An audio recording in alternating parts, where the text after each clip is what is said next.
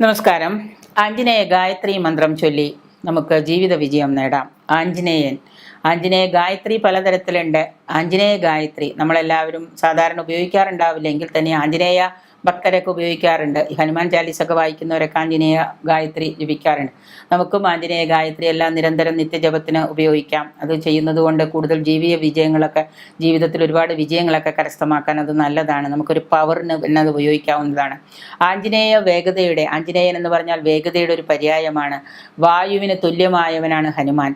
ബുദ്ധികൂർമ്മത കൊണ്ടും ധൈര്യം, പരാക്രമം, ശക്തി, തേജസ് ഇവയൊക്കെ കൊണ്ട് ശ്രീരാമന് സമമായവനാണ് ആഞ്ജനേയൻ, അല്ലേ? വായുവിനെ പോലെ അവന് ഭയങ്കര വേഗതയാണ്. തേജസ്, ധൈര്യം, പരാക്രമം, ശക്തി, തേജസ് ഇതെല്ലാം ഉണ്ട്.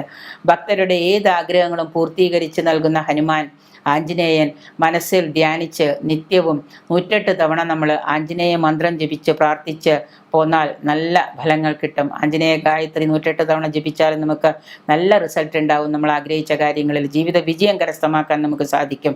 ആഞ്ജനേയ ഭക്തരാണെങ്കിൽ തന്നെ അതിന് ബ്രഹ്മചര്യം വേണമെന്ന് നിർബന്ധമൊന്നുമില്ല. എങ്കിൽ പോലും നമ്മൾ പറ്റുമെങ്കിൽ വൃതാചാര്യത്തോടുകൂടി നമ്മൾ ആഞ്ജനേയ ഗായത്രിയൊക്കെ ജപിക്കുന്നത് നല്ലതാണ്.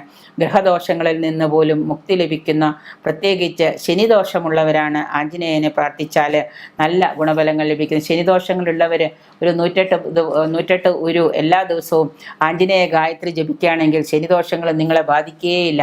ഓം ആഞ്ജനേയായ വിദ്മഹേ വായുപുത്രായ ധീമഹി തനോഹന്മത് പ്രചോദയാത്. ഈ ഗായത്രി മന്ത്രം, ഈ ഹനുമത് ഗായത്രി ജപിച്ചു പോന്നാൽ നമ്മുടെ ദമ്പതിമാർക്കിടയിൽ, ഭാര്യ ഭർത്താക്കന്മാർക്കിടയിൽ ചിലപ്പോൾ ഭയങ്കരമായിട്ടുള്ള വഴക്കൊക്കെ ഉണ്ടെങ്കിൽ പോലും ഐക്യം വർദ്ധിക്കുകയും കാര്യവിജയം, ശത്രുനാശം, ദുഃഖവിമുക്തി ഇവ ഉണ്ടാവുകയൊക്കെ ചെയ്യും. അപ്പോൾ ഇതൊക്കെ ചെയ്യുന്നത് കൊണ്ട് നിങ്ങൾക്ക് കൂടുതൽ കുടുംബത്തിലെ കലഹങ്ങളൊക്കെ ഒഴിവാക്കാനും കൂടുതൽ നല്ല ഒരു ഗുണത്തിനും ഈ ആഞ്ജനേയ ഗായത്രി നല്ലതാണ്. ജീവിത വിജയത്തിനും കുടുംബ വിജയത്തിനൊക്കെ നല്ലതാണ്.